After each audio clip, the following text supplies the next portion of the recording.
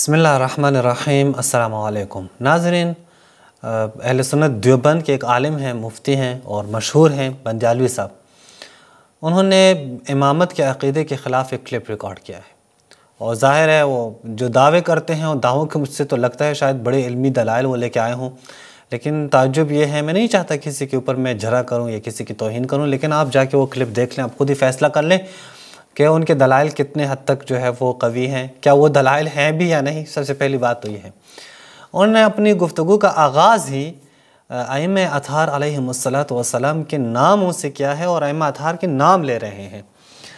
ظاہر ہے وہ نام بھی ان کو یاد نہیں ہے، انہوں نے لکھے ہوئے ہیں، وہ دیکھ کے جو ہے وہ نام لے رہے ہیں، یعنی وہ کسی چیز پہ لکھے ہوئے ہیں، وہ پڑھ رہے ہیں نام دیکھ کے، جو ہے نا ہر نام کے بعد دوبارہ دیکھ کے جو ہے وہ نام وہ پڑھ رہے ہیں، نام لے رہے ہیں۔ حضرت علی، حضرت حسن، حضرت حسین رضی اللہ تعالی عنہم اجمعین، علی زین العابدین، محمد باقر، جعفر، موسیٰ کاظم، علی رضا،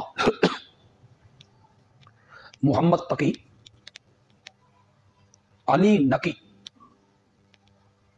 حسن عسکری، محمد مہدی۔ یعنی اس کا مطلب یہ ہے کہ آپ نے کیا امامت کا عقیدہ وہ رد کرنا ہے، آپ کو تو اماموں کے نام بھی یاد نہیں ہیں۔ جو آپ کہتے ہیں کہ یہ ہمارے امام ہیں، یہ ہمارے امام ہیں، آپ دیکھ لیں، ایک شیعہ چھوٹے بچے سے بھی پوچھ لیں، انہیں بھی 12 کے 12 ائمہ کے نام ترتیب کے ساتھ جو ہے نا وہ یاد ہوتے ہیں، حفظ ہوتے ہیں، وہ بیان کر رہے ہوتے ہیں، اور ان سے کوئی غلطی نہیں ہوتی۔ بلکہ آپ کہیں کہ 7ویں امام کا نام کیا ہے تو وہ فوراً جواب دے گا، 8ویں امام کا نام کیا ہے وہ فوراً جواب دے گا۔ لیکن آپ ایک مفتی ہیں اور بڑا نام ہے آپ کا، سوشل میڈیا پہ آپ مشہور ہیں، اور اس کے باوجود جب آپ آ کے رد کرنے لگتے ہیں تو آپ کو جو ہے وہ نام بھی پتہ نہیں ہے ائمہ اطہار علیہم السلام کی، تو اس میں آپ رد تو چھوڑ دیں، لیکن آپ کا جو دعویٰ ہے کہ وہ آپ کے امام ہیں، آپ ان سے محبت کرتے ہیں، وہ بھی زیر سوال آتا ہے۔ نمبر 1 بات یہ۔ نمبر 2 یہ کہ نام لیتے ہوئے جب آپ آخری امام مہدی علیہ السلام کے نام پہ آئے ہیں تو آپ نے وہاں پہ کہا ہے کہ شیعہ کے مطابق یہ ایک غار میں ہے، اور 12ویں امام کا نام ہے محمد مہدی، جو اس وقت غار میں۔ پہلی بات تو یہ ہے کہ وہ غار میں نہیں ہے۔ یہ آپ نے کس کتاب میں پڑھا ہے، کس نے آپ کو بتایا ہے کہ شیعہ کے مطابق وہ امام مہدی علیہ السلام کسی غار میں ہیں؟ آپ جو ہے نا یہ آپ کے اوپر ایک قرض ہے کہ آپ نے ثابت کرنا ہے، آپ نے پروپیگنڈا نہیں کرنا، یا سنی باتوں پہ جو ہے نا آپ نے عمل نہیں کرنا۔ آپ جب مقام رد میں ہیں، آپ جب کسی کے عقیدے کو رد کرتے ہیں تو وہاں پہ پھر آپ علمی دلائل لے کے آئیں، وہاں پہ سنائی باتیں نہیں چلے گی سر۔ یہاں پہ پھر آپ نے جو آپ کے ہاں کہانیاں مشہور کی گئی ہیں، جو آپ کے ہاں باتیں مشہور کی گئی ہیں، جو آپ کے ہاں پروپیگنڈے کیے گئے ہیں، اس کی پہ جو ہے نا کوئی اعتبار نہیں ہے۔ علمی میدان میں آپ ہیں، چونکہ آپ نے خود کہا ہے اسی کلپ میں کہ میں تقاضا کرتا ہوں شیعہ علماء سے وہ آ کے مجھے رد کریں، اس لیے ہم جو ہے نا یہ باتیں کر رہے ہیں کہ آپ پھر اگر تقاضا بھی کر رہے ہیں، آپ ایک عقیدے کو رد بھی کر رہے ہیں، رد کرنے لگے ہیں، تو اس کا مطلب یہ نہیں کہ پھر اس باوجود بھی آپ پروپیگنڈوں سے کام لے لیں، اس کے باوجود بھی آپ سنی باتوں پہ عمل کریں۔ پھر آپ نے کہا کہ جو وہ غار ہیں اس غار کا نام سر من رعا ہے۔ سرہ من رعا، اس غار کا نام ہے سرہ من رعا، جو دیکھے خوش ہو جائے۔ عراق میں ہے، عراق میں۔ اتنے بڑے جو ہے عالم بن کر آپ اتنی بڑی غلطی کر رہے ہیں۔ ایک تو یہ ہے کہ بندے کی لسانی غلطی ہو، متوجہ نہ ہو، لیکن یہ کہ آپ باقاعدہ جو ہے اس کے اوپر تاکید سے کہہ رہے ہیں کہ ہاں یہ غار ہے، غار کا نام سر من رعا ہے۔ کسی غار کا نام بھی سر من رعا نہیں ہے۔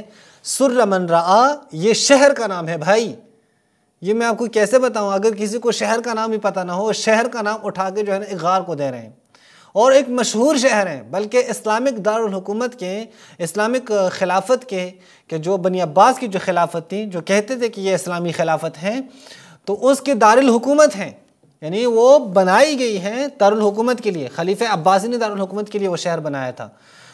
آپ کو پتہ ہی نہیں ہے، آپ کیسے رد کر رہے ہیں؟ آپ کو ان چیزوں کا معلوم ہی نہیں ہے۔ آپ ایک شہر کا نام اٹھا کر جو ہے وہ کہہ رہے ہیں کہ یہ غار ہے۔ یہ ایسے ہی ہے، کوئی کہے کہ یہ پاکستان میں ایک غار ہے، اس غار کا نام اسلام آباد ہے، سب ہنسیں گے، سر بھائی اسلام آباد جو ہے وہ شہر کا نام ہے، ایک سٹی کا نام ہے، کیپٹل کا نام ہے۔ آپ سب کو پتہ ہے اسلام آباد جو ہے وہ شہر کا نام ہے یا نہیں ہے، بچے بچے کو معلوم ہے، لیکن آپ کو معلوم نہیں ہے۔ آپ کہتے ہیں عراق میں یہ غار ہے اور اس غار کا نام سر من رآ ہے، تو آپ خود جو ہے نظر ثانی کر لیں کہ آپ کتنے جو ہے وہ صحیح کہہ رہے ہیں یا صحیح نہیں کہہ رہے ہیں۔ میں اپنے ناظرین کو کہوں، اگر آپ اس کے بارے میں جاننا چاہتے ہیں، آپ گوگل پہ جائیں، گوگل پہ آپ دیکھ لیں سر من رآ، کسی کتاب کی طرف جانے کی ضرورت ہی نہیں ہے۔ آج جو ہے نا ڈائریکٹ آپ کے سامنے جو ہے نا وہ نام آ جائے گا، عراق کا شہر ہے جس کا نام اس وقت سامرہ ہے، یعنی اس کا نام جو تھا سر من رآ تھا، لیکن جو ہے وہ پھر بعد میں اس کا نام جو ہے نا وہ سامرہ پڑ گیا، سامرہ کے نام سے جو ہے ابھی مشہور ہے، اس کا نام ہی سامرہ ہے، جہاں پہ امام حسن عسکری علیہ السلام کے وہ مزار مبارک بھی موجود ہیں، روضہ مبارک بھی موجود ہیں۔ آپ نے اس کلپ کے آغاز میں پھر کہا کہ شیعہ کا عقیدہ ہے کہ امام اللہ بناتا ہے، منصوص من اللہ ہوتا ہے۔ اہل تشیع کے ہاں امامت منصوص من اللہ ہے، وہ کہتے ہیں امام اللہ نامزد کرتا ہے، اللہ نام لے کے نامزد کرتا ہے۔ بہت اچھی بات ہے، بالکل ہمارا عقیدہ ہے۔ آپ نے کہا شیعہ کہتے ہیں، ہم آپ کو کہتے ہیں ہم کہتے ہیں لیکن ہم اپنی جیب سے نہیں کہتے، چونکہ قرآن نے کہا ہے انی جاعلک للناس اماما، میں تجھے امام بنا رہا ہوں، یہ قرآن کا عقیدہ ہے، قرآن نے کہا ہے۔ یہ شیعوں کا اپنا عقیدہ نہیں ہے، شیعوں نے اپنی طرف سے اس کو نہیں بیان کیا ہے، قرآن سے اس عقیدے کو لیا ہے۔ پھر آپ نے کہا ہے کہ شیعوں کے امام، شیعوں کے عقیدے کے مطابق یہ عالم ما کان وما یکون ہوتا ہے، وہ عالم ما کان وما یکون ہوتا ہے، یعنی جو کچھ پہلے گزر چکا ہے، جتنے واقعات، حادثات، اخبار پہلے گزر چکے ہیں ان کا بھی علم ہے، اور جو آنے والے واقعات اور حادثات ہیں یا اخبار ہیں ان کا بھی ان کو علم ہوتا ہے۔ بالکل ہمارا یہ عقیدہ ہے، ہمارے ہاں احادیث موجود ہیں، بلکہ میرے بھائی یہ تو آپ کی کتابوں میں بھی یہ احادیث موجود ہیں، یعنی نبی کریم صلی اللہ علیہ وآلہ وسلم کے متعلق یہ آپ کی کتابوں میں بھی موجود ہیں کہ وہ عالم ما کان وما یکون تھے۔ یہ آپ دیکھ لیں، یہاں پہ جو ہے ایک صحیح مسلم، یہ صحیح مسلم ہے، صحیح مسلم اس کے جو ہے وہ بیت الافکار سے جو ہے یہ چھپی ہے الدولیہ، اس کے صفحہ نمبر آپ دیکھ لیں، صفحہ نمبر ہے 1159 پہ۔ یہاں پہ یہ دیکھیں، یہ ان حذیفہ سے روایت ہے، اخبرنی رسول اللہ، مجھے رسول اللہ نے خبر دی، بما هو کائن الی ان تقوم الساعہ، یعنی قیامت تک کے جو اخبار ہیں، قیامت تک کی جو باتیں ہیں، قیامت تک کے جو واقعات ہیں، وہ ساری کی ساری رسول اللہ نے مجھے بتائی ہیں۔ 2 × 2 4 کی طرح بات ہے بھائی، کہ جہاں پہ جناب حذیفہ کہتے ہیں کہ مجھے رسول اللہ نے وہ ساری باتیں بتائی ہیں، اور رسول اللہ کو معلوم تھا تو حذیفہ کو بتائی ہے نا آپ کی کتاب کے مطابق، یا آپ کہتے ہیں رسول کو معلوم ہی نہیں تھا، حذیفہ کو پتہ چل گیا ہے، پھر تو حذیفہ کو رسول اللہ سے عالم مان رہے ہیں۔ یہاں پہ جو بتایا جا رہا ہے وہ یہ ہے کہ رسول اللہ نے سارے واقعات اور سارے حادثات جو ہیں وہ حذیفہ کو بیان کیے ہیں، بلکہ اس سے بھی بڑھ کر ایک اور وہ بھی موجود ہیں اسی صفحے پہ، یہ آپ دیکھیں، یہ عمرو بن اخطب جو ہے وہ کہتے ہیں کہ صلی بنا رسول اللہ الفجر، رسول اللہ نے ہمیں صبح کی نماز پڑھائی، وصعد المنبر، پھر وہ ممبر پہ تشریف فرما ہوئے، فخطبنا حتی حضرت الظہر، یعنی رسول اللہ نے ہمیں صبح کی نماز پڑھائی، ممبر پہ تشریف لے گئے، پھر وہاں پہ رسول اللہ نے خطبہ دینا شروع کیا، اور یہ اتنا طولانی خطبہ کہ ظہر کا وقت ہوا، فنزل فصلى، رسول اللہ ممبر سے اترے اور نماز پڑھائی، نماز ظہر پڑھائی، ثم صعد المنبر، پھر دوبارہ ممبر پہ تشریف فرما ہوئے، فخطبنا حتی حضرت العصر، کہتے ہیں کہ وہ پھر ممبر پہ گئے اور پھر خطبہ دینا شروع کیا اور عصر کی نماز کا وقت ہوا، ثم نزل فصلى، پھر جو ہے عصر کی نماز کا وقت جب ہوا تو ممبر سے تشریف لائے اور نماز پڑھائی، ثم صعد المنبر، پھر عصر کی نماز کے بعد دوبارہ ممبر پہ تشریف لے گئے، فخطبنا حتی غربت الشمس، پھر رسول خدا نے جو ہے وہ خطبہ دینا شروع کیا یہاں تک کہ سورج کا غروب ہوا، فأخبرنا بما كان وبما هو كائن فأعلمنا وأحفظنا، رسول اللہ نے ہمیں وہ تمام کے تمام واقعات جو گزر چکے ہیں، بما کان جو گزر چکے ہیں، وَبِمَا کَائِنٌ وَبِمَا هُوَ کَائِنٌ، اور جو واقعات آنے والے ہیں، یہ تمام کے تمام واقعات رسول اللہ نے ہمیں بتائے ہیں، یہ تمام کے تمام واقعات رسول اللہ نے ارشاد فرمائے ہیں۔ جی فرمائیں، اب کیا کہیں گے یہاں پہ؟ کیا آپ یہی کہیں گے کہ یہ جو ہے یہ حدیثیں جھوٹی ہیں، یہ حدیثیں ٹھیک نہیں ہیں، یہ عقیدہ درست نہیں ہے؟ سر آپ اپنا عقیدہ درست کریں۔ رسول خدا کے بارے میں آپ کے احادیث میں موجود ہے، رسول خدا کے بارے میں کہا گیا ہے کہ یہ رسول اللہ جو ہیں وہ بما ہوا کائن و بما ہوا کان، وہ تمام کا علم موجود ہے۔ اور ظاہر ہے ہم کہتے ہیں کہ ہمارے جو ائمہ علیہم الصلاۃ والسلام ہیں، ان کا جو علم ہے وہ رسول سے لیا گیا علم ہے، رسول اللہ نے ان کو بتایا ہے، اور وہ علم رسول کا ہی علم ہے۔ ہمارے ہاں یہ احادیث یہ ایک دو نہیں، یہ بہت ساری احادیث موجود ہے، اس میں کسی کا اختلاف بھی نہیں ہے۔ آگے چل کر ایک ایسی بات آپ کی زبان سے ہم نے سن لی جناب بندیالوی صاحب کے، واقعاً سن کر ہمیں بہت تعجب ہوا، ہمیں حیرت ہوئی اور افسوس ہوا کہ آپ نہ فقط یہ کہ چلے سامرہ کا اگر آپ کو علم نہیں ہے، انسان سے غلطی ہو سکتی ہے کہ وہ ایک شہر کا نام ایک غار کو دے دیں، چلیں ان کو پتہ نہیں ہے، چلیں جیسے بھی ہیں، ایک بدیہی چیز ہے، ایک بہت مشہور چیز ہے، لیکن پھر بھی آپ کو علم نہیں ہے، کوئی مسئلہ نہیں ہے۔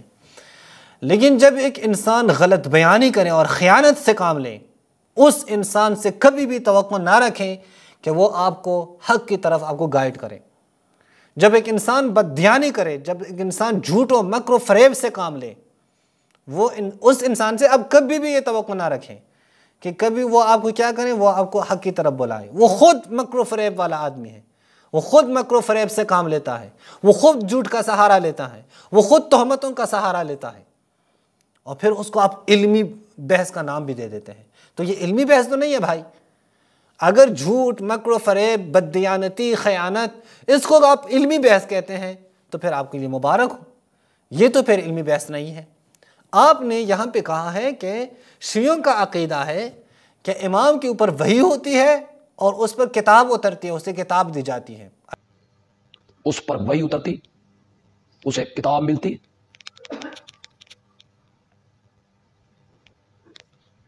یہ اہل تشیع کا نظریہ ہے، نظریہ امامت۔ کس شیعہ کا عقیدہ ہے کہ امام کے اوپر کتاب اترتی ہے؟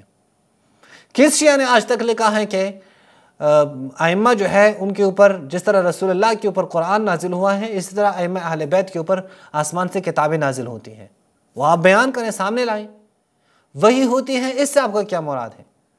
اگر آپ یہ کہتے ہیں کہ فرشتہ آتے ہیں، فرشتہ بات کرتے ہیں، تو ہاں بالکل ہم کہتے ہیں، یہ قرآن میں بھی موجود ہے کہ فرشتے نازل ہوتے ہیں لوگوں کے اوپر، ان سے بات کرتے ہیں، اور آپ کے اپنی کتابوں میں بھی موجود ہیں، اور صحابہ بھی نازل ہوئے آپ کی کتابوں کے مطابق۔ کئی صحابہ نے دیکھے ہیں، کئی صحابہ سے فرشتوں نے بات کی ہیں، کئی صحابہ نے فرشتے آ کر ان کی عیادت کی ہے، کئی صحابہ کی عیادت کی ہے، اور خود رسول اللہ کی حدیث بھی مسلم میں موجود ہے کہ اگر تم اچھے بنے، تم میرے بعد بھی ویسے بنے کہ جو اسلام کے تعلیمات ہیں، تو لصافحتکم الملائکہ، تو ملائکہ تم سے سلام کریں گے، مصافحہ کریں گے۔ رسول کی بات کو جھٹلائیں گے آپ رسول سے زیادہ جانتے ہیں اس دین کو؟ نہیں جانتے، تو پھر مان لیں۔ ہم تو کہتے ہیں کہ ملائکہ آتے ہیں، فرشتے آتے ہیں ہمارے اماموں کے پاس اور ان سے بات کرتے ہیں، لیکن اس کو آپ وحی شمار نہیں کر سکتے، آپ یہ نہیں کہہ سکتے یہ وحی ہے۔ یہ اسی طرح جو ہے وہ ہم کہتے ہیں فرشتوں کی باتیں ہیں ان کے پاس، ان کو جو ہے نا وہ شامل ہیں، فرشتے آتے ہیں، فرشتے ان کے اوپر نازل ہوتے ہیں، قرآن کا حکم ہے، ان الذین قالوا ربنا اللہ، وہ لوگ جو کہیں کہ اللہ ہمارا رب ہے، ثم استقاموا، اور پھر اس کے اوپر استقامت دکھائیں، ڈٹے رہیں، استقامت دکھائیں، ریزسٹنس دکھائیں۔ تو اس میں کیا ہے؟ اب ریزسٹنس کو اس معنی میں نہ لیں کہ جو ہے نا وہ لڑائیوں میں جمع، یعنی جو استقامت دکھائیں۔ تو یہاں کیا ہے؟ تو قرآن پھر کہتے ہیں تتنزل علیہم الملائکہ، جو کہیں کہ ہمارا رب اللہ ہے اور اس کے اوپر استقامت دکھائیں، قرآن کہتا ہے کہ اس کے اوپر ملائکے نازل ہوتے ہیں۔ میں آپ کی بات مانوں، میں یہ قرآن کی بات مانوں، کیا حسن و حسین علیہم الصلاۃ والسلام اس بات کے اوپر انہوں نے استقامت نہیں دکھائی ہے کہ اللہ ربنا، کہ ہمارا رب جو ہے وہ اللہ ہے؟ ان الذین قالوا ربنا اللہ، کیا اس آیت کا مصداق امام حسن اور امام حسین نہیں ہے؟ اور اگر ہیں تو پھر تتنزل علیہم الملائکہ، پھر ملائکہ ان کے اوپر نازل ہوتے ہیں۔ لہٰذا یہاں پہ آپ نے جو خیانت سے کام لی ہے وہ یہ کہ فرشتوں کے نزول کو آپ نے وحی کہا ہے، کہ جو ہم نہیں کہتے اس طرح، یعنی وہی تشریعی، یہ ہم نہیں کہتے کہ فرشتے جو ہیں جو نازل ہوتے ہیں کسی کے پاس تو سمجھو وہ وہی لے کے آئے ہیں، کہ جو وہی کا معنی کیا جاتا ہے عموماً وہ یہ کہ ایک تشریعی وحی ہوتی ہے، نہیں، ایسا کچھ بھی نہیں ہے۔ فرشتے نازل ہوتے ہیں، صحابہ کے اوپر نازل ہوئے ہیں آپ کی کتابوں کے مطابق، آپ کی کتابوں کے مطابق باقی علماء کے اوپر بھی آئے ہیں، اور رسول اللہ خود کہتے ہیں کہ لَصَفَحْتُكُمُ الْمَلَائِكَةَ، قرآن کہتا ہے کہ ہر شب قدر کو جو ہے نا وہ فرشتے نازل ہوں گے۔ تو فرشتے کدھر نازل ہوں گے ہر شب قدر پہ؟ صحراؤں پہ نازل ہوں گے، پہاڑوں پہ نازل ہوں گے، کدھر نازل ہوں گے؟ ظاہر کوئی ہو کہ اس کے پاس فرشتے آئیں، تو کوئی ہے جس کے پاس فرشتے آتے ہیں، یہ تو ایسے کوئی منافی بات نہیں ہے۔ لیکن اس بات کا دوسرا حصہ جو ہے کہ ان کے اوپر کتابیں اترتی ہیں، یا آپ نے بالکل جھوٹ بولا ہے، اور یا آپ نے بالکل فریب سے کام لیا ہے، مکر و فریب سے کام لیا ہے، اس کے اوپر آپ جو ہے وہ اللہ سے معافی مانگے کہ آپ نے ایک غلط، یہ اس کو پھر علمی بات اور علمی بحث نہیں کہا جا سکتا، یہ پھر آپ جھوٹ و مکر و فریب سے کام لے کر صرف جو ہے وہ کوشش کرتے ہیں کہ لوگوں کو مذہب اہل بیت سے دور کریں، لیکن آپ دور نہیں کر سکتے۔ وہ وقت گزر گیا کہ جب آپ لوگ پروپیگنڈے کرتے تھے، وہ وقت گزر گیا کہ جب آپ لوگ سازشیں کرتے تھے، جب آپ لوگ غلط بیانیاں کرتے تھے اور لوگوں کو اہل بیت کے مذہب سے دور کرتے تھے۔ آج وقت یہ ہے کہ جو ہے وہ اہل بیت کا جو نام ہے، اہل بیت کو جو تعلیمات ہیں، وہ گھر گھر تک انشاءاللہ پہنچ جائے گی۔ پھر آپ آ کر بندیالوی صاحب، آپ نعرے تو آپ نے لگائے ہیں کہ بندیالوی کہتا ہے، بندیالوی، اس کے جواب میں میں یہی کہتا ہوں کہ بندیالوی تو کہتا ہے، لیکن اے کاش سچ کہتا، سچ نہیں کہتا بلکہ جھوٹ کا سہارا لیتا ہے۔ پھر آپ نے رجال کشی کی ایک عبارت کا حصہ، وہ جو ہے نا ایک عبارت سے تمسک کیا ہے۔ علامہ کشی کہتا ہے بعض اہل علم نے ذکر کیا عبداللہ ابن سبا یہودی تھا، پھر یہ اسلام لایا، حضرت علی سے محبت کا دم بھرنے لگا۔ یہ جب یہودی تھا نا تو اس وقت یوشع ابن نون کے متعلق کہتا تھا کہ یوشع بن نون جو ہے نا یہ حضرت موسیٰ کے کیا ہیں؟ وصی ہیں۔ پھر اس نے مسلمان ہو کے کہنا شروع کیا، اس نے حضرت علی کے متعلق اسی طرح کے کلمے کہنے شروع کیے، وصی رسول اللہ۔ بہت مجھے تعجب ہوا کہ آپ رجال کشی کے اس عبارت سے تمسک کر رہے ہیں۔ یہ عبارت آپ دیکھیں، اختیار و معرفت الرجال المعروف برجال الکشی، معرفت الرجال الکشی، یعنی رجال کشی جو ہیں اختیار معرفت الرجال، اس میں جو ہے یہ عبارت ہے۔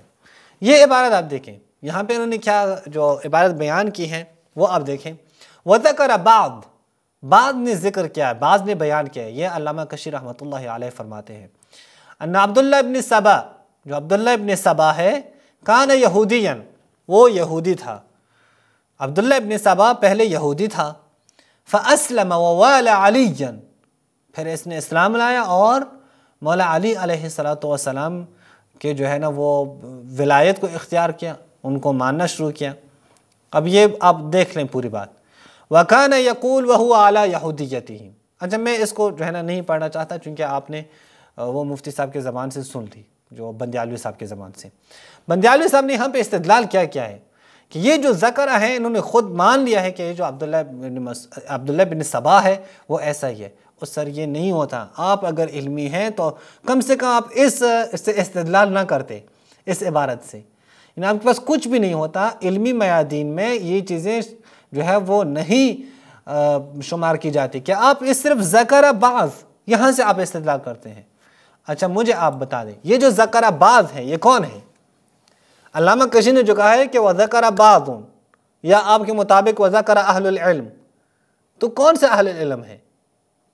ہمیں سامنے لائیں۔ جب بھی کسی عالم کا قول ہوتا ہے، کسی عالم نے کہا ہوتا ہے، تو لوگ کہتے ہیں کہ فلاں عالم نے یہ کہا ہے، فلاں عالم کا نظریہ یہ ہے۔ یہاں پہ تو ایک مبہم لفظ ہے، یہاں پہ تو ایک مبہم کلمات ہے۔ اہل العلم سے کیا مراد ہے؟ ظاہر جو مبہم کلمات ہوتے ہیں وہ آپ کے ہاں بھی حجت نہیں ہوتے، اس سے استدلال تو آپ کے ہاں بھی درست نہیں ہے۔ یہ میں نہیں کہتا، یہ آپ کے عالم نے خود کہا ہے۔ یہ شرح نخبۃ الفکر، یہ آپ دیکھیں شرح نخبۃ الفکر، یہ جو ہے نا خود شرح نخبۃ الفکر کی شرح ہے، یعنی ابن حجر عسقلانی کی جو کتاب ہے۔ یہ شرح نخبۃ الفکر آپ کے ہاں پڑھائی جاتی ہیں، اور یقیناً آپ نے پڑھی بھی ہوگی اور پڑھائی بھی ہوگی، لیکن آپ یہاں پہ متوجہ نہیں ہوئے۔ مبہم روایت کا حکم کیا ہے؟ مبہم روایت کا حکم یہ ہے وَلَا يُقْبَلْ حَدِيثُ الْمُبْحَم، مبہم حدیث وہ قبول نہیں کی جائے گی بھائی، صاف صاف لکھا ہے، مَا لَمْ يُسَمَّ، جب تک نام نہ لیا جائے۔ جب تک یہ نہ کہا جائے کہ یہ فلاں نے کہا ہے، اس وقت تک مبہم روایت کی کوئی حیثیت نہیں ہے۔ اس وقت تک مبہم روایت کو آپ اختیار نہیں کر سکتے، ایک مبہم الفاظ کو۔ مبہم الفاظ کی پھر کوئی حیثیت نہیں ہے جب کوئی ہے ہی نہیں۔ اچھا میں کہوں علماء نے کہا ہے، کون سے علماء نے کہا ہے؟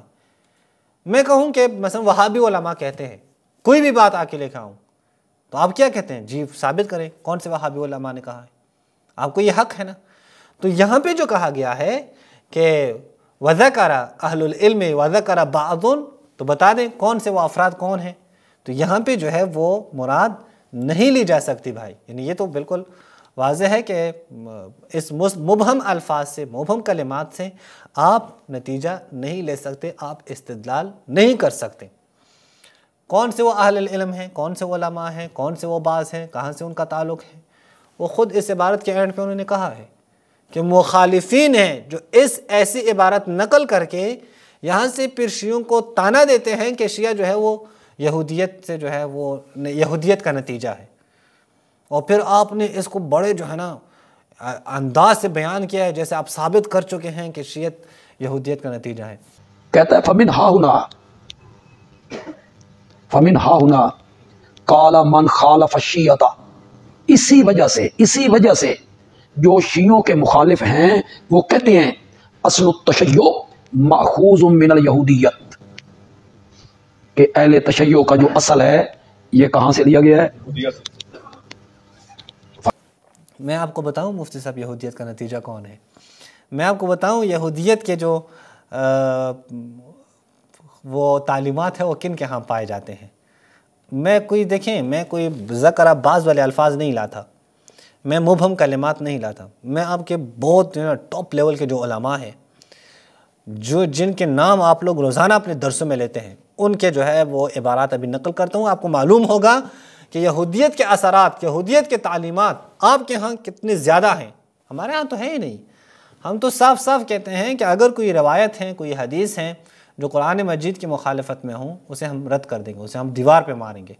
ہمارے ائمہ نے علیہم الصلاۃ والسلام نے تو واضح اور صاف جو ہے نا ہمیں ایک معیار دیا ہے۔ یہ معیارات آپ کے ہاں نہیں ہیں، بلکہ آپ نے ان معیارات کے خلاف قدم اٹھائی ہے، آپ کے علماء نے قدم اٹھائی ہے، آپ کے علماء نے ان معیارات کے خلاف مقالے لکھے ہیں، کتابیں لکھی ہیں، اور صراحت سے کہا ہے کہ یہ جو ہے یہ بات درست نہیں ہے کہ جو روایت قرآن کے خلاف ہو اسے نہ مانا جائے، نہ وہ بھی کہتے ہیں کہ مانتے ہیں۔ بلکہ آپ کے اسی اہل حدیث عالم نے تو یہ بھی کہا ہے کہ اگر 1000 آیات بینات ہوں، بینات، لیکن سلف نے جو ہم سلف کی بات ہوں گے، آیات بینات کو سائڈ پہ کریں گے۔ آپ کے ہاں تو قرآن کی جو ہے قرآن سے یہ استدلال کیا جاتا ہے، آپ خود دیکھیں۔ یہ مقدمہ ابن خلدون کا مقدمہ آپ دیکھیں، اس کے صفحہ نمبر 478 پہ ابن خلدون کیا کہتے ہیں کہ عرب جو تھے لم یکونوا اہل کتاب ولا علم، عرب اہل کتاب یا اہل علم نہیں تھے، یہ جاہل قسم کے لوگ تھے۔ عرب ان کا علم سے کیا تعلق تھا، ان کا کتاب سے کیا تعلق تھا؟ پھر کہتے ہیں کیا ہوا، وہ یہ کہ ان کے نفوس میں یہ ہوا کہ علم حاصل، ظاہر ہے ایک علمی بندہ جب وہ بات کر رہا ہو تو انسان جو ہے وہ اس کا دل کر رہا ہے کہ وہ نئی نئی چیزوں کی تلاش میں ہو، اسے پتہ چلے کیا ہے کیا نہیں ہے، اور اس کے جو ہے ایجوکیشن میں یا اس کے جو نالج میں ہے وہ اضافہ ہوتا جائے۔ تو یہاں پہ بھی یہی ہے، تو پھر کیا کرتے جب وہ ان کے پاس علم نہیں تھا؟ فَإِنَّمَا يَسْأَلُونَ عَنْهُ أَهْلَ الْكِتَابِ، وہ اہل کتاب سے پوچھتے، وَيَسْتَفِدُونَهُ مِنْهُمْ، اور اہل کتاب سے وہ کیا کرتے، وہ استفادہ کرتے۔ وَهُمْ أَهْلُ التَّوْرَاةِ مِنَ الْيَهُودِ وَمَنْ تَبِعَ دِينَهُمْ مِنَ النَّصَارَى، تو کیا کرتے، یہودیوں سے وہ پوچھ لیتے عرب، اور یا جو نصارہ ہیں ان سے پوچھ لیتے۔ یہ اسلام سے پہلے کی بات ہے۔ فَلَمَّا أَسْلَمُوا بَقُوا مَا كَانَ عِنْدَهُمْ، یعنی یہ یہودی جب مسلمان ہوئے تو یہودی وہی تھے، وہ بیان کرتے تھے انہوں نے یہودیت میں یا نصارہ نے اپنے نصرانیت میں جو کچھ سیکھا تھا وہ بیان کرتے تھے۔ کہتے ہیں مِمَّا لَا تَعَلُّقَ لَهُ بِالْأَحْكَامِ الشَّرْعِيَّةِ، ایسی باتیں جن کا احکام شریعہ سے کوئی تعلق ہی نہیں تھا۔ پھر کیا، مثل اخبار بدء الخلیقہ وما یرجع الی الحسان والملاحم وفلاں، جو فتن کے اخبار ہیں، جو قیامت کے علامات ہیں، جو بعد میں کیا کیا ہوگا، کیا جنگیں ہوں گی، یہ ساری کی ساری باتیں جو ہیں یہ یہودیوں کو پتہ تھی۔ کون؟ جیسے کعب الاحبار، وہب بن منبہ، عبداللہ بن سلام و امثالہم. جیسے کعب الاحبار ہے، وہب بن منبہ ہے، عبداللہ بن سلام ہے، اور اسی طرح دیگر لوگ. یہ عبداللہ بن سلام صحابی ہیں، کعب الاحبار تابعی ہیں. اور کعب الاحبار ایسا تابعی ہیں جو بعد میں اب بیان کریں گے کہ جو صحابہ کا بھی استاد ہیں. فامتلأت التفاسیر من المنقولات عندهم. تفاسیر جتنی کی جتنی بھی ہیں وہ ساری کے ساری انہی لوگوں کی باتوں سے جو ہے نا بھر گئی ہے. آپ کے ہاں قرآن کی تفسیر کی یہ حالت ہے. فی امثال هذه الاغراض اخبارا موقوفہ وليست مما یرجع الى الاحکام. کہتے ہیں یہ ایسی باتیں ہیں کہ احکام میں تو اس کی طرف مراجعہ نہیں کیا جا سکتا. وتساہل المفسرون فی مثل ذلك. مفسرون نے بھی لی ہے کہ واہ یہودی ہمیں اچھی باتیں بیان کر رہے ہیں، اٹھا کے اسے اپنی تفسیروں میں ڈال دی ہیں. وملأوا کتب التفسیر بهذه المنقولات. یہودیوں اور نصارہ کے اور عیسائیوں کے اس طرح کی جو ہے کہانیوں کو انہوں نے اپنی کتابوں میں ڈال دی ہیں. وَأَصْلُهَا كَمَا قُلْنَاهُ عَنْ أَهْلِ التَّوْرَاةِ. ہم کہتے ہیں یہ اصل میں کہاں سے آئی ہے؟ یہودیوں سے یہ باتیں آئی ہیں. تو میرے بھائی جب یہ یہودیوں سے یہ باتیں آئی ہیں، آپ یہ نہ کہیں کہ یہ شیعہ جو ہے وہ عبداللہ بن سبا کو مانتے ہی نہیں ہے. شیعہ کے ہاں عبداللہ بن سبا کی کوئی ایک روایت بھی نہیں ہے. شیعہ کے ہاں عقائد کی اپنی کتابیں ہیں. شیعہ کے ہاں عقائد جو ہیں وہ قرآن مجید، وہ احادیث متواترہ اور عقل کی بنیاد پہ لی جاتی ہیں. یہ آپ کدھر سے یہ باتیں لے کے عبداللہ بن سبا والی بات لے کے آئے ہیں؟ اور پھر عبداللہ بن سبا جس کی شخصیت کا ہی پتہ نہیں ہے. کوئی کہتا ہے ہی نہیں، کوئی کہتا ہے نہیں یہ وہ عمار ابن یاسر ہے، کوئی کہتا ہے نہیں یہ فلاں ہے، یہ فلاں ہے. ایک بحث چل رہی ہے اس کے اوپر. ایک ایسے شخص کو آپ کیسے جو ہے وہ کہہ سکتے ہیں کہ یہ شیعوں کا بانی ہے، یا یہ اس نے سب سے پہلے یہ باتیں شروع کی اور شیعوں نے پہ وہاں سے لی ہیں. بالفرض میں آپ سے مان بھی لوں کہ عبداللہ بن سبا نے یہ عقیدہ رکھو کہ مولا علی جو ہے وہ خلیفۃ الرسول ہے. ہمارا کیا آپ نے جو کہا ہو؟ ہم تو کہتے ہیں اللہ اکبر، آپ بھی کہتے ہیں اللہ اکبر، تو ہم نے آپ سے تھوڑا سیکھا ہے اللہ اکبر؟ ہم نے اپنے ائمہ سے سیکھا ہے. ہم نماز پڑھتے ہیں، آپ بھی نماز پڑھتے ہیں، تو نماز تھوڑی ہم نے آپ سے سیکھی ہے. ہم ائمہ سے نماز سیکھی، ائمہ نے ہمیں سکھائی ہے. تو کہا ہو عبداللہ بن سبا نے کہا ہو یا غیر سبا نے کہا ہو، ہمیں اس سے کیا تعلق؟ ہم نے اہل بیت کے گھر سے جو ہے یہ دین لیا ہے. ہم نے کسی ایرے خیرے سے نہیں لیا ہے جنہوں نے ایک دفعہ رسول کو دور سے دیکھا اور کہا السلام علیکم وعلیکم السلام، وہ صحابی بنا اور ان سے آپ نے دین لیا. جنہوں نے صرف رسول کی خدمت میں صرف 2 سال گزارے ہیں اور آپ نے اسے ہزاروں حدیثیں لی ہیں.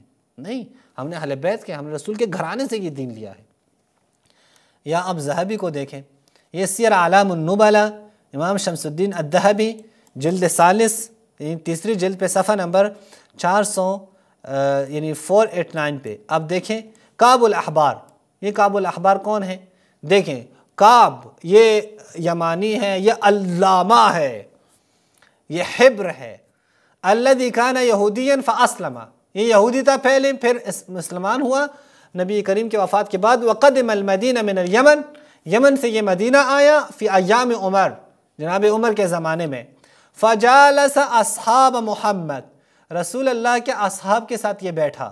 فکان یحدثهم عن الکتب الاسرائیلیہ، یہ کیا کرتا تھا؟ یہ اصحاب کو، رسول اللہ کے اصحاب کو اس بنی اسرائیل کی جو کتابیں تھیں، اسرائیلیات جو تھیں، اس کی تعلیمات دیا کرتا تھا. اور یہ اسرائیلیات جو ہیں یہ بخاری مسلم میں بھی موجود ہے. انشاءاللہ مجھے اگر موقع ملے تو میں آپ کو بتا دوں گا، اور آپ کے علماء کی جو ہے وہ اعترافات کے ساتھ کہ بخاری مسلم میں بھی یہ موجود ہے. یا اسی طرح آپ دیکھیں یہ ابن کثیر ہے، تفسیر القرآن العظیم. ابن کثیر کی جو مشہور کتاب ہے، مشہور تفسیر ہے، اس کے جلد 6 پہ یعنی 6 جلد پہ صفحہ نمبر 177 پہ یہ کیا کہتے ہیں؟ کہتے ہیں اس طرح کی جو پہلے واقعات ہیں جو گزر چکے ہیں، یعنی جو انہوں نے نقل کیے ہیں، یہ واقعات یہ اہل کتاب سے آئی ہیں، یہ یہودیوں سے آئی ہے. کا روایات کعب و وہب، ان لوگوں نے جو ہے نقلاہ الی ہذہ الامہ من اخبار بنی اسرائیل، بنی اسرائیل کے اخبار جو ہیں وہ بیان کیے اس امت کو، جو عجیب و غریب قسم کے اخبار ہیں. یا اسی طرح بہت سارے جو ہے وہ یہ حوالے موجود ہیں. یہ بات تھی آپ کی یہاں تک ہے. آپ ثابت کرنا چاہ رہے تھے کہ شیعہ جو ہیں وہ دراصل یہودیوں کا نتیجہ ہے، جو کہ ثابت ہوا کہ نہیں سر یہ تو آپ کے اپنے ہاں جو ہے وہ بربادی ہے، شیعوں کے اوپر تہمت مت لگائیں، بالکل بھی نہ لگائیں۔ آپ نے اگر علمی بحث کرنی ہے، آپ نے اگر علمی رد کرنا ہے تو مفتی صاحب آ جائیں، دیانت سے کام لیں، امانت سے کام لیں۔ شیعوں کے اقوال، شیعوں کے دلائل آپ نقل کریں اور انہیں نقد کریں، ہم خوش ہو جاتے ہیں، ہمیں کوئی مسئلہ نہیں ہے، ہمیں اس پہ خوشی ہوتی ہے۔ ہمارے خلاف ایک شخص نے کتاب لکھی ہے، وہ ہمارے مدرسوں میں لے کے آ رہے ہیں اور ہمارے علماء کو دے رہے ہیں، ہمیں کوئی مسئلہ نہیں ہے۔ اگر علمی کوئی کام ہے تو ہمیں اس مسئلے میں ہم اس کے علمی کام کو نقد کریں گے، اور سیم اگر ہم یہ کام کریں تو آپ فتوے لگاتے ہیں، اور یہ تو بہت دور کی بات ہے کہ ہم آپ کے خلاف کوئی کتاب لکھیں اور آپ کے سامنے پیش کریں، آپ اسے قبول کریں خندہ پیشانی کے ساتھ، ناممکن ہے۔ آپ وہاں گالیاں دینے لگتے ہیں، آپ مدرسے سے نکال دیں گے اس شیعہ طالب علم کو، آپ کے ہاں تو حالت یہ ہے۔ تو یہاں پہ ایک جو اشکال جو آپ کو تھا وہ ہم نے بیان کیا کہ جو خود امامت کا جو عقیدہ ہے وہ ہمارے عقائد کی کتابیں دیکھیں، ہمارے احادیث دیکھیں، ہم نے جو استدلالات دی ہیں وہ قرآن اور حدیث سے لی ہیں۔ آپ نے پھر یہاں پہ ایک بہت اپنے ہاں اپنے تئیں ایک بڑا اعتراض کیا، اور آپ نے کہا ہے کہ یہ میرا اعتراض ہے۔ وہ کیا؟ وہ یہ کہ اگر خلیفہ کے اختیار کسی کو نہیں ہوتا تو پھر یہ کیا کہا ہے کہ پھر امام حسن علیہ السلام نے معاویہ کو کیوں خلافت دی تھی؟ وہ ہمارا اشکال دور کرے۔ اشکال ہمارا یہ ہے کہ اگر امامت منصوص من اللہ ہے، امام اللہ نامزد کرتا ہے اللہ، تو پھر حضرت حسن نے خلافت و امامت معاویہ کے سپرد کیوں کی؟ پہلی بات تو یہ ہے بالکل خلیفہ کے اختیار کسی کو بھی نہیں ہے، اللہ کو ہے۔ اگر کسی کو خلیفہ بنانے کے اختیار جو ہے دیا جائے، نتیجہ کیا بنتا ہے؟ نتیجہ یہ بنتا ہے کہ ایک شخص آ کے اپنے دوست کو خلیفہ بنائے گا، پھر وہ ایک شورا بنائے گا، پھر جو ہے خود اس شخص کو، جو پہلا شخص ہے، وہ ہنگامی حالت میں اس کی خلافت ہوگی، دوست سے جو ہے نا دوست کو خلافت دے گا، پھر وہ دوست اس کی خلافت کو اٹھا کر شورا میں دے گا، پھر آگے جا کر نتیجہ یزید ہوگا، پھر معاویہ کی یزید کو خلیفہ بنائے گا، نہ وہاں مشورت ہوگی نہ دوستی ہوگی، کچھ بھی نہیں، تمام یہ نتیجہ ہوگا۔ ہم کہتے ہیں یہ اللہ کی طرف سے ہے، چونکہ ہمارے پاس دلائل موجود ہیں۔ آپ کے پاس اگر کوئی قرآن سے دلیل موجود ہو، آپ کے پاس اگر کوئی حدیث سے دلیل موجود ہے تو پیش کریں، سامنے لائیں، تاکہ ہمیں پتہ چلے کہ اس میں جو ہے وہ لوگوں کی مشورت جو ہے درکار ہے۔ رسول اللہ نے اپنی زندگی میں جتنے لوگوں کو گورنر بنایا ہے، یا زکوٰۃ کے عاملین بنایا ہے، یا لشکروں کے سردار بنائے ہیں، یا مختلف وفود میں بھیجے ہیں، یا تبلیغ کے لیے لوگوں کو بھیجا ہے، کسی ایک مورد میں آپ دکھا دیں جہاں پہ لوگوں سے مشورہ لیا ہو، کسی ایک مورد میں آپ دکھا دیں۔ 261 سے زیادہ موارد ہیں جہاں رسول اللہ نے تنصیب کی ہے، لوگوں کو معین کیا ہے، کسی سے مشورہ نہیں لیے۔ بس یہ اللہ اور اللہ کے رسول کا کام ہے، آپ کا کام نہیں ہے سر، کسی مسلمان کا کام نہیں ہے کہ وہ خلیفہ کا تعین کرے۔ آپ نے کیا کہا ہے کہ پھر امام حسن نے کیوں جو ہے وہ صلح کی ہے؟ پہلی بات یہ ہے میرے بھائی، اس کا مطلب یہ ہے کہ آپ کو نہ صلح کا پتہ ہے، نہ وہاں کے حالات کا پتہ ہے، آپ کو یہ معلوم ہی نہیں ہے۔ امام حسن نے اگر صلح ہی کرنی تھی شروع سے تو لشکر تیار کر کے لڑنے کے لیے کیوں جاتے؟ یہ تو بتاتے۔ اچھا، اس سے بڑھ کر یہ جو آپ کہہ رہے ہیں کہ امام حسن نے صلح کی ہے معاویہ سے، تو مولا علی تو لڑے ہیں ان سے، کئی ہزار لوگ قتل ہوئے ہیں، وہاں تعویل نکال رہے ہیں اور اس کو دلیل بنا کر معاویہ کی خلافت کو ثابت کر رہے ہیں۔ بڑی عجیب بات ہے۔ مولا امام حسن علیہ السلام اگر صلح کے لیے ہی جاتے تو پہلے لشکر کیوں لے کے جاتے؟ ان سے لڑتے کیوں؟ لڑنے کے لیے ارادہ کیوں کرتے؟ وہ لشکر تیار کر رہے ہیں، ہزاروں کے لشکر لے کے جا رہے ہیں، لیکن نتیجہ یہ ہوا کہ وہاں جاسوس اتنے پھیلائے گئے تھے شام والوں کی طرف سے، لوگوں کو خریدا گیا، دڑا دڑ جو ہے نا پیسے کا استعمال کیا گیا، درہموں کا استعمال کیا گیا، لوگوں کو لالچیں دی گئی۔ امام حسن کے لشکر کے جو سردار تھے، ابن عباس کا جو بھائی ہے عبید اللہ ابن عباس، اسے بھی خرید لیا گیا۔ لشکر میں جو ہے افراتفری جو ہے مچ گئی، کوئی رہا ہی نہیں اور بہت کم لوگ رہے۔ تو وہاں پہ امام حسن علیہ السلام نے صلح کی ہے، جس طرح رسول اللہ نے صلح کی ہے۔ خلافت اور امامت کا مطلب تھوڑی ہے، یہ مطلب تھوڑی ہے کہ اللہ کی جو خلافت تھی وہ امام حسن علیہ السلام نے سپورٹ کی، نہیں، بالکل بھی نہیں۔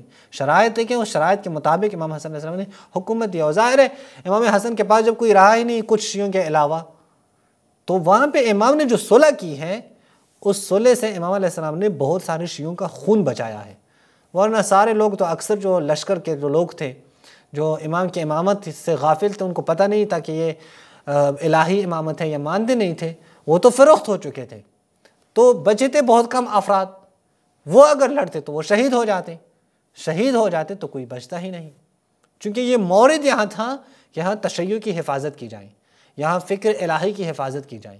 اور ظاہر ہے واضح ہے، آپ اگر امامت کے اوپر جو کتب ہیں اس کی طرف رجوع کریں، آپ کے لیے یہ مسئلہ واضح ہوگا۔ مجھے یقین ہے کہ یہ صلح امام حسن جو ہے بہت سارے اہل سنت کو واضح نہیں ہے، ان کو پتہ ہی نہیں ہے، یا اگر امام حسن علیہ السلام معاویہ کو خلافت کا حقدار سمجھتے تو شرائط کیوں رکھتے؟ میں جب آپ کو کوئی چیز دے رہا ہوں اور اس کے اوپر شرائط پر شرائط جو ہے وہ رکھ رہا ہوں، میں اگر کہتا ہوں کہ یہ ماؤس جو ہے میں آپ کو دے رہا ہوں، لیکن اس کی جو ہے نا پہلی شرط یہ ہوگی کہ یہ فلان کو آپ نے نہیں دینی، دوسری شرط یہ ہوگی کہ اس کا غلط استعمال، یعنی اس کا مطلب یہ ہے کہ میں آپ کے اوپر اعتماد نہیں کر رہا۔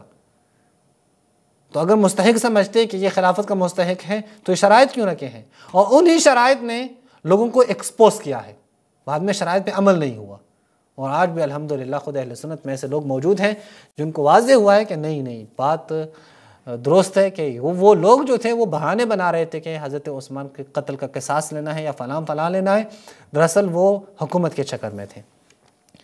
پھر آپ نے ایک اور سوال اٹھایا کہ اگر یہ خلافت اللہ کی جانب سے ہیں تو امام علی علیہ السلام نے خلیفہ اول دوم کے زمانے میں وہ تلوار کیوں نہیں اٹھائی، تحریک کیوں نہیں چلائی؟ اگر خلافت منصوص من اللہ ہے تو نبی اکرم صلی اللہ علیہ وسلم کے بعد حضرت علی خلیفہ تھے، اللہ نے نامزد کیا تھا، اللہ نے کہا تھا کہ ان کے بعد یہ خلیفہ ہوں گے، صحابہ نے نہیں مانا، انہوں نے حضرت علی کی بجائے حضرت معاویہ کے ہاتھ پر بیعت کر لی، اس حکم کو توڑ دیا صحابہ نے، حضرت ابوبکر نے بھی توڑ دیا اس حکم کو، تو حضرت علی کو کیا کرنا چاہیے تھا؟ ان کی بیعت کرنی چاہیے تھی یا ان کے خلاف تحریک چلانی چاہیے؟ تحریک چلاتے نا، انہوں نے اللہ کے حکم کو توڑا ہے، اللہ کے امر کو توڑا ہے، اللہ نے حکم دیا ہے کہ میں خلیفہ ہوں گا، میرا نام لیے، تو حضرت علی کو تو اس پر ڈٹ جانا چاہیے تھا، مقابلہ کرنا چاہیے تھا۔ سر ضروری نہیں ہے کہ وہاں تلوار اٹھائیں، وہاں بھی مسئلہ یہی تھا کہ لوگ ساتھ نہیں تھے، جب لوگ ساتھ ہوئے، مولا علی کے ساتھ لوگ آئے، لوگوں نے حکومت دی، وہی مولا علی ہے کہ پھر لڑ رہے ہیں، پھر رسول کی بیوی سے بھی لڑ رہے ہیں، پھر جو ہے وہ معاویہ سے بھی لڑ رہے ہیں، پھر زبیر اور جو ہے وہ طلحہ سے بھی لڑ رہے ہیں، میدان میں ہے وہ، پھر وہاں پہ وہ پیچھے نہیں ہٹ رہے، وہی مولا علی ہے، جو مولا علی وہاں پہ خاموش ہے۔ چونکہ رسول اللہ نے بھی کہا تھا کہ اگر کوئی نہ ہو، یہ کتاب اب دیکھیں، کتاب التاریخ الکبیر یہ امام بخاری کی کتاب ہے، اس کے صفحہ نمبر آپ 55 پہ دیکھیں، یہ حدیث جو ہے امام علی علیہ السلام سے حدیث ہے کہ مجھے رسول اللہ نے کہا کہ اے امیر المؤمنین، اختلاف میرے بعد اختلاف ہوگا، اور فَإِنِ اسْتَطَعْتَ أَن تَكُونَ السِّلْمَ فَافْعَلْ، ظاہر اختلاف ہے میرے کہا، اگر امن سے رہ سکتے ہیں تو امن سے رہیں۔ اور ہماری کتب میں یہ ایک تفصیل میں پہلے بھی ویڈیوز ریکارڈ کر چکے ہیں، اس کے اوپر آپ دیکھ سکتے ہیں کہ مولا علی نے تلوار کیوں نہیں اٹھائی، یہ اس کے اوپر جو ہے وہ آپ دیکھ سکتے ہیں، وہاں پہ میں نے مختلف دلائل دیے ہیں، بہت سارے خود اہل سنت کتب سے احادیث میں نے پیش کی ہیں کہ مولا علی کو وہاں تلوار نہیں اٹھانی چاہیے۔ اینڈ پہ جو آپ نے بیان کیا ہے وہ یہ بیان کیا ہے کہ امام علی علیہ السلام نے قضاوت کیوں کی ہے، اور یا دیگر اہل سنت کے بقول چیف جسٹس کیوں بنے ہیں۔ کیا آپ کی فقہ کی کتابیں، اہل تشیع کی فقہ کی کتابیں، کیا ان میں یہ باب موجود نہیں ہے؟ باب قضائے علی فی ایام ابی بکر، باب قضائے علی فی ایام عمر، باب قضائے علی فی ایام عثمان، کیا آپ کی فقہ کی کتابوں میں یہ باب موجود نہیں ہے؟ اس باب میں حضرت علی کے وہ فیصلے ہیں جو انہوں نے حضرت ابو بکر کی خلافت میں کیے تھے، اس باب میں وہ فیصلے ہیں جو حضرت عمر کی خلافت میں کیے تھے، اس باب میں وہ فیصلے ہیں جو حضرت عثمان کی خلافت میں کیے، ان کے تو فیصلے موجود ہیں فقہ کی کتابوں میں، تو یہ چیف جسٹس کا عہدہ انہوں نے کیوں قبول کیا؟ مجھے بڑی جو ہے ہنسی آتی ہے جب میں آپ کی یہ بات سنتا ہوں، کب یہ عہدہ مولا علی نے قبول کیا ہے، وہ کدھر ہیں؟ آپ ہمیں سامنے لائیں وہ عبارات کہ جس میں ہوں کہ مولا علی کے سامنے یہ عہدہ پیش کیا گیا اور مولا علی نے قبول کیا، یہ آپ بیان کریں۔ اور مفتی صاحب نے کہا ہے، بندیالوی صاحب نے، کہ آپ کے شیعوں کے فقہی کتابوں میں ہے کہ باب قضاء و تعالی فی ایام ابی بکر فی ایام عمر فی ایام عثمان، مولا علی کے فیصلے جناب ابو بکر کے زمانے میں، جناب عمر کے زمانے میں، جناب عثمان کے زمانے میں، کہتے ہیں آپ کے ہاں یہ جو ہے نا ابواب موجود ہیں. ہاں اگر ہوں بھی یہ ابواب تو اس سے آپ کیا ثابت کرتے ہیں کہ مولا علی چیف جسٹس ہیں، مولا علی وہ قاضی تھے اس حکومت کے؟ نہیں، بالکل بھی نہیں، وہ قاضی نہیں تھے. مولا علی وہاں پہ لوگوں کو بچانا چاہتے تھے ظلم سے. مولا علی نہیں چاہتے تھے کہ لوگوں کے اوپر زیادتی ہوں. اور اس کے جو ہے ہم آپ کے سامنے وہ دلائل بھی ہم آپ کو دے سکتے ہیں، دلائل بھی ہم رکھ سکتے ہیں. پہلے جو ہے میں اس کی ایک مثال دے دوں تاکہ ہمارے ناظرین کے لیے واضح ہو جائے. دیکھیں بھائیوں، اگر آپ گاڑی میں جا رہے ہیں اور گاڑی کا ڈرائیور نشئی ہے اور آپ دیکھ رہے ہیں کہ وہ جو ہے نا گاڑی جو ہے اس سے سڑک سے جو ہے ادھر ادھر جا رہی ہے، اس سے نشئی ہے، نشے میں ہے وہ، تو اب جو ڈرائیور کے قریب یعنی فرنٹ سیٹ پہ جو بیٹھا ہے اور وہ کوشش کرتا ہے کہ گاڑی جو ہے وہ سڑک سے باہر نہ نکلے، جب بھی گاڑی باہر نکلتی ہے تو وہ فوراً جو ہے نا وہ اسٹائرنگ موڑ کر گاڑی کو بچا لیتا ہے. تو اس کا کیا مطلب ہوا کہ وہ جو فرنٹ پہ بیٹھا ہے وہ شخص اس ڈرائیور کی طرف سے کسی عہدے پر ہے. اس کا کیا مطلب ہوا کہ وہ شخص کسی منصب پر ہے؟ نہیں، بالکل بھی نہیں. یا کیا مطلب ہو کہ وہ شخص اس نشئی کی ڈرائیونگ سے راضی ہے؟ نہیں، بالکل، یہ تو نشئی ہے، یہ تو بیٹھا ہوا ہے سیٹ پر، یہ تو کہتا ہے کہ نہیں چلانی میں نہیں ہے. میں ایک مثال دے رہا ہوں، میں مقایسہ نہیں کر رہا اس کے ساتھ، صرف تقریب ذہن کے لیے کہہ رہا ہوں. یہ نشئی ہے، تو نشئی تو ظاہر ہے یہ جب گاڑی چلائے گا تو لوگوں کو نقصان ہوگا، ایکسیڈنٹ ہوگی. تو یہ جو فرنٹ پہ بیٹھا ہوا ہے یہ بچانے کی کوشش کر رہا ہے. یہ اسے ڈرائیور بھی نہیں مان رہا، یہ اس کے ڈرائیونگ سے مطمئن بھی نہیں ہے، اور یہ کسی منصب پہ بھی نہیں ہے. یہ صرف چاہتا ہے کہ لوگ بچیں. تو سیم یہی بات مولا علی کی بھی تھی. مثلا میں آپ کو بتا دوں، یہ آپ کے ہاں مسند احمد بن حنبل، یہ پہلے مسند احمد بن حنبل کا حوالہ آپ دیکھیں. مسند احمد بن حنبل کے دوسرے جلد پہ اس کا جو ہے وہ آپ دیکھ سکتے ہیں کہ یہاں پہ یہ روایت لے کے آئے ہیں. روایت نمبر ہے 1183 کہ جناب عمر بن خطاب جو ہے اراد ان یرجم مجنونہ، انہوں نے ارادہ کیا کہ ایک مجنونہ عورت، دیوانی عورت جو ہے اسے جو ہے وہ رجم کریں، سنسار کریں. مولا علی نے کہا ما لک ذالک، کیا ہوا ہے، یہ کام کیوں کرتے ہیں؟ میں نے رسول سے سنا کہ رفع القلم عن ثلاثہ، 3 لوگوں سے حساب نہیں لیا جاتا، 3 لوگوں کے اوپر حدود قائم نہیں ہے. کون؟ نائم، ایک شخص سو رہا ہے، سوتے ہوئے اس نے ایسا کوئی گناہ کیا تو اس کے اوپر کوئی سزا نہیں ہے. طفل ہے، چھوٹا ہے، جب تک وہ بڑا نہ ہو جائے، جب تک وہ ایک خاص عمر تک نہ پہنچے اس کے اوپر کوئی سزا نہیں ہے. اور مجنون، جب تک مجنون ہے، دیوانہ ہے، اسے سمجھ نہیں آتی. اور دیکھیں پھر جو ہے وہ فَأَدْرَعَ عَنْهُ عمر، تو جناب عمر نے بات مان لی کہ ہاں بات تو ٹھیک ہے. تو یہاں پہ کہاں سے آپ کو پتہ چلا کہ یہ مولا علی نے یہاں پہ کوئی منصب سنبھالے؟ نہیں، مولا علی چاہتے ہیں لوگوں کے اوپر ظلم نہ ہو، ورنہ اس مجنون عورت کو، دیوانی عورت کو یہاں کوڑے لگتے یا ان کو جو ہے وہ ان کے اوپر ظلم ہوتا اس کے اوپر. یہی روایت بخاری نے نقل کی ہے، بخاری نے تعلیقہ میں، لیکن وہاں تحریف کی ہے.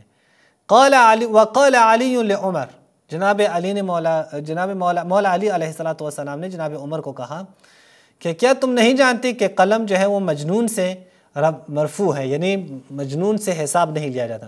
وہ جو پیچھے واقعہ ہے نا کہ ایک جناب عمر نے چاہا کہ ایک عورت کو سزا دیں، وہ جو پیچھے واقعہ ہے اسے جناب بخاری نے چھپا لیا ہے، اس کے جناب بخاری نے اسے جو ہے وہ نقل نہیں کی ہے تاکہ لوگوں کو پتہ نہ چلے.